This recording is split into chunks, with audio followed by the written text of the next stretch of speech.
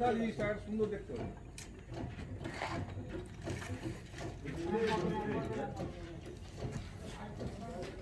কাটছে তো খাড়াং খাড়াং আওয়াজ